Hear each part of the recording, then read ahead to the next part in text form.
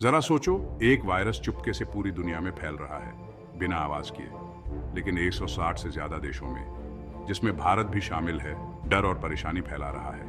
ये कोई पुरानी कहानी नहीं है, ये अभी हो रहा है। क्या होगा अगर मैं आपसे कहूं कि ये वायरस सब कुछ बदल सकता है, हमारी दुनिया को ऐसे ढाल सकता है जिसकी हम कल्पना भी नहीं कर सकते?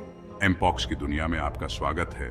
एक ऐसा वायरस जो सिर्फ एक नया हेल्थ थ्रेट नहीं है, ये एक टाइम बम है जिसमें हमारी जिंदगी बदलने की ताकत है। तो आपको इसकी परवाह क्यों करनी चाहिए? ये वायरस अगली बड़ी ग्लोबल इश्यू कैसे बन सकता है, जानने के लिए हमारे साथ बने रहे। आइए एमपॉक्स की कहानी में उतरते हैं, इसकी शुरुआत से लेकर दुनिया पर इसके असर तक। एमपॉक्स सबसे पहले 1951 में बंदरों में पाया गया था। ये तब तक हार्मलेस लग रहा था जब तक 1970 में ये इंसानों में नहीं फैल गया। पहले तो ये वैज्ञानिकों के लिए बस एक इंटरेस्टिंग चीज थी, एक रेयर डिजीज जो सिर्फ अफ्रीका के जंगलों में पाई जाती थी। लेकिन एमपॉक्स के दूसरे ही प्लान थे। समय के साथ एमपॉक्स बदल गया। जो एक छोटी सी जगह की परेशानी थी, वो अफ्रीका के बाहर फैलने लगी। अब ये एक बड़ी चिंता का विषय है। वैज्ञानिकों ने एमपॉक्स के दो अलग अलग टाइप्स या क्लेड्स पाए हैं। क्लेड 1 जो सेंट्रल अफ्रीका में ज्यादा आम है, और क्लेड 2 जो वेस्ट अफ्रीका और दुनिया के दूसरे हिस्सों में फैल गया है। क्लेड 2 आज ग्लोबल आउटब्रेक पैदा कर रहा है, और यही वो है जो अब भारत के लिए खतरा है। आज एमपॉक्स के केसेस पूरी दुनिया के सिटीज में तेजी से बढ़ रहे हैं, यूरोप से लेकर नॉर्थ अमेरिका तक, और यहां तक कि भारत के क्राउडेड इलाकों में भी। ये वायरस ज्यादातर करीबी संपर्क से फैलता है, और हमारे क्राउडेड सिटीज और बड़ी आबादी के साथ ये खतरा बहुत बड़ा है। वर्ल्ड हेल्थ ऑर्गेनाइजेशन ने एक गंभीर चेतावनी जारी की है। अगर हमने अभी एमपॉक्स को नहीं रोका तो ये अगली ग्लोबल पैंडेमिक बन सकती है। ये भारत के लिए बहुत बुरा हो सकता है, खासकर हेल्थ केयर के चैलेंजेस के साथ। यूनियन हेल्थ मिनिस्ट्री इस पर काम कर रही है, लेकिन क्या ये एक पोटेंशियल डिजास्टर को रोकने के लिए काफी है? भारत में हमारे सामने अलग ही चैलेंजेस हैं। हमारा हेल्थ केयर सिस्टम पहले से ही जूझ रहा है। कोविड-19 पर ध्यान केंद्रित करने से दूसरे खतरों के लिए बहुत कम रिसोर्सेज बचे हैं, और अब एमपॉक्स यहाँ है। एयरपोर्ट्स और बॉर्डर्स पर लोगों की चेकिंग करना महत्वपूर्ण है, लेकिन उन लोगों का क्या होगा जो पहले से ही इन्फेक्टेड है? एमपॉक्स सिर्फ दूसरे देशों की प्रॉब्लम नहीं है, ये यहाँ भारत में भी एक प्रॉब्लम बनता जा रहा है। अलग अलग स्टेट्स में केसेस सामने आने के साथ हमें तुरंत ज्यादा टेस्टिंग की जरूरत है, और लोगों को इस वायरस के बारे में जागरूक करने की जरूरत है। लेकिन सब बुरी खबरें ही नहीं हैं। भारत सर्वेलेंस, टेस्टिंग और वैक्सीनेशन एफर्ट्स बढ़ाकर इसका मुकाबला कर रहा है। स्मॉल पॉक्स वैक्सीन कुछ हद तक सुरक्षा प्रदान करता है, और वैज्ञानिक नए वैक्सीन्स पर काम कर रहे हैं। पब्लिक हेल्थ कैंपेन्स लोगों को वायरस से बचने के तरीके सिखा रहे हैं, और इन्फेक्टेड लोगों के लिए आइसोलेशन मेजर्स हैं। एमपॉक्स के खिलाफ लड़ाई अभी शुरू हुई है, और ये एक ऐसी लड़ाई है जिसे हम जीत सकते हैं, लेकिन तभी जब हम सावधान रहे। ये वायरस हमें याद दिलाता है कि आज की दुनिया में, जहां हर कोई कनेक्टेड है, कोई भी देश अकेले सुरक्षित नहीं है। एमपॉक्स को अगली पैंडेमिक बनने से रोकने के लिए हमें अब भी कार्य करना चाहिए।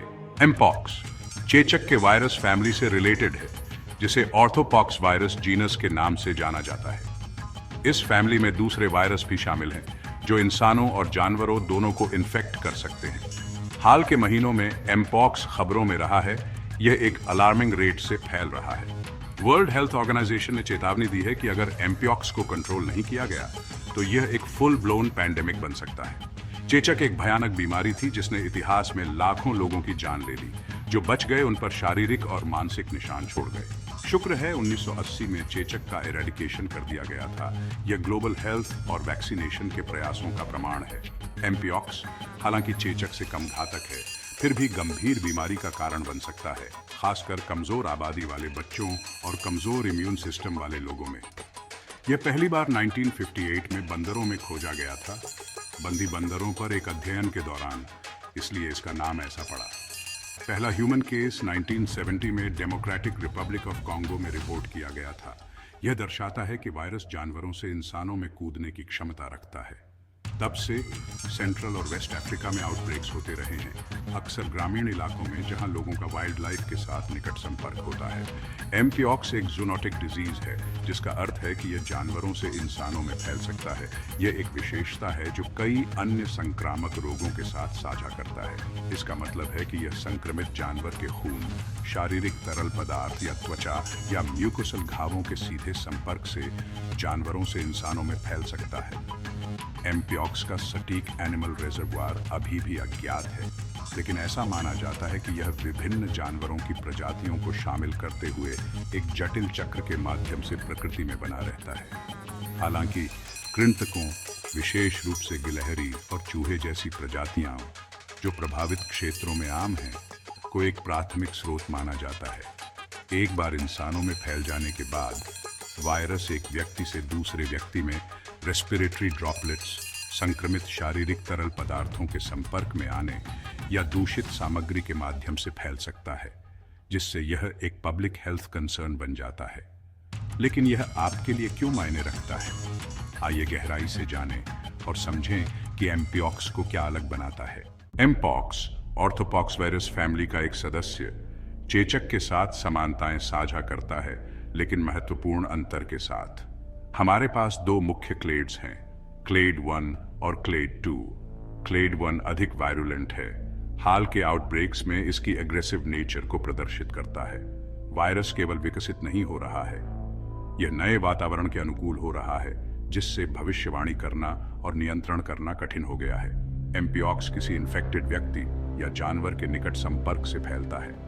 इस संपर्क में त्वचा के घावों, शारीरिक तरल पदार्थों या दूषित सामग्रियों को छूना शामिल हो सकता है। रेस्पिरेटरी ड्रॉपलेट्स भी वायरस को संचारित कर सकते हैं, लेकिन यह कम आम है। एयरबॉर्न ट्रांसमिशन के लिए आमतौर पर लंबे समय तक आमने सामने संपर्क की आवश्यकता होती है। हाल के आउटब्रेक ने एक अलग ट्रांसमिशन पैटर्न का खुलासा किया। अधिकांश मामले उन पुरुषों में थे जो पुरुषों के साथ यौन संबंध रखते हैं। इसने सेक्सुअल ट्रांसमिशन की संभावना पर प्रकाश डाला। यह नई जानकारी सटीक जानकारी और लक्षित पब्लिक हेल्थ इंटरवेंशंस की आवश्यकता को रेखांकित करती है। एमपॉक्स के संपर्क में आने के बाद इंक्यूबेशन पीरियड 5 से 21 दिनों तक हो सकता है। इसका मतलब है कि लक्षण तुरंत दिखाई नहीं दे सकते हैं और पहले संकेतों को दिखाने में 3 सप्ताह तक लग सकते हैं। इस समय के दौरान वायरस शरीर के भीतर चुपचाप काम कर रहा होता है, खुद को प्रकट करने की तैयारी कर रहा होता है। लक्षण आमतौर पर बुखार, सिर दर्द, मांसपेशियों में दर्द और थकान से शुरू होते हैं। इन शुरुआती लक्षणों को अक्सर फ्लू या अन्य सामान्य बीमारियों के लिए गलत माना जा सकता है, जिससे शुरुआती पहचान करना चुनौतीपूर्ण हो जाता है। शरीर में थकावट महसूस होती है और रोजमर्रा के काम मुश्किल हो जाते हैं। सूजी हुई लिम्फ नोड्स एमपॉक्स की एक विशिष्ट विशेषता है। यह सूजन इस बात का संकेत है कि शरीर संक्रमण से लड़ रहा है और यह बेचैनी और दर्द पैदा कर सकता है, खासकर गर्दन और बगल में। बुखार आने के कुछ दिन बाद दाने निकल आते हैं। ये दाने एमपॉक्स का एक प्रमुख संकेतक है और प्रारंभिक लक्षणों से बीमारी के अधिक दिखाई देने वाले अभिव्यक्तियों में परिवर्तन का प्रतीक है। ये दाने अक्सर चेहरे पर शुरू होते हैं और शरीर के अन्य भागों में फैल जाते हैं।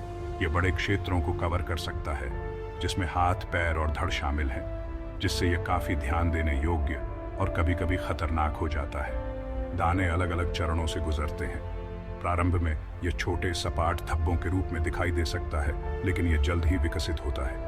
यह फ्लैट घावों के रूप में शुरू होता है, फिर तरल पदार्थ से भरे उभरे हुए धक्कों में विकसित होता है। यह धक्कों में खुजली और असुविधा हो सकती है और ये वायरस के साथ शरीर की चल रही लड़ाई का प्रतिनिधित्व करते हैं। अंत में धक्कों पर पपड़ी पड़ जाती है और गिर जाती है। यह स्कैबिंग प्रक्रिया उपचार का संकेत देती है, लेकिन इसमें समय लग सकता है और त्वचा संवेदनशील रह सकती है। एमपीऑक्स की गंभीरता अलग अलग हो सकती है। कुछ व्यक्तियों को केवल हल्के लक्षणों का अनुभव हो सकता है, जबकि अन्य को गंभीर प्रतिक्रियाएं हो सकती हैं, जिनके लिए चिकित्सा की आवश्यकता होती है। अधिकांश लोग कुछ हफ्ते के भीतर ठीक हो जाते हैं। शरीर धीरे धीरे वायरस पर नियंत्रण पा लेता है और सामान्य स्थिति वापस आ जाती है, जिससे राहत और तंदुरुस्ती का एहसास होता है। हालांकि गंभीर मामले हो सकते हैं, खासकर छोटे बच्चों, गर्भवती महिलाओं और कमजोर इम्यून सिस्टम वाले व्यक्तियों में। ये समूह अधिक असुरक्षित हैं और पूरी तरह से ठीक होने के लिए अतिरिक्त देखभाल और चिकित्सा हस्तक्षेप की आवश्यकता हो सकती है।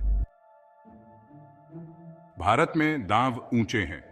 यूनियन हेल्थ मिनिस्ट्री केसेस को फैलने से पहले पकड़ने और आइसोलेट करने के लिए हवाई अड्डों और सीमाओं पर निगरानी बढ़ा रही है, लेकिन वायरस लगातार बना हुआ है और इसे रोकने के प्रयास भी जारी हैं।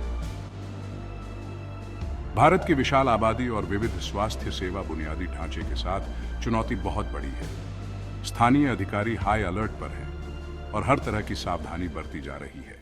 2022 का एमपीऑक्स आउटब्रेक 100 से ज्यादा देशों में तेजी से फैल गया। यह पहली बार था जब एमपॉक्स अफ्रीका के बाहर इतने बड़े पैमाने पर फैला था। वर्ल्ड हेल्थ ऑर्गेनाइजेशन या WHO ने आउटब्रेक को public health emergency of international concern घोषित किया, जिसे PHEIC के रूप में भी जाना जाता है। इस पदनाम ने स्थिति की गंभीरता को रेखांकित किया और एक समन्वित वैश्विक प्रतिक्रिया का आह्वान किया। जबकि आउटब्रेक में काफी गिरावट आई है, एमपीऑक्स के केसेस की रिपोर्ट आ रही है। यह निरंतर सतर्कता और पब्लिक हेल्थ मेजर्स की आवश्यकता पर प्रकाश डालता है। आगे प्रसार को नियंत्रित करने और रोकने के लिए अंतर्राष्ट्रीय सहयोग महत्वपूर्ण है। एमपीऑक्स और इसके संभावित प्रभाव को समझना महत्वपूर्ण है। यह केवल एक वायरस के बारे में नहीं है, यह हमारे सामूहिक भविष्य के बारे में है। इंडिया ने मई 2022 में एमपॉक्स के अपने पहले केस की सूचना दी। भारत में वायरस के आने से देश की विशाल आबादी और हेल्थ केयर सिस्टम की चुनौतियों के कारण चिंताएं बढ़ गई हैं। सरकार ने सर्वेलेंस, कॉन्टैक्ट ट्रेसिंग और आइसोलेशन प्रोटोकॉल्स को लागू करके तुरंत प्रतिक्रिया दी। लोगों को वायरस और प्रिवेंटिव मेजर्स के बारे में एजुकेटिंग करने के लिए जन जागरूकता अभियान चलाए गए। संक्रामक रोगों के प्रसार को नियंत्रित करने में भारत को अनूठी चुनौतियों का सामना करना पड़ता है।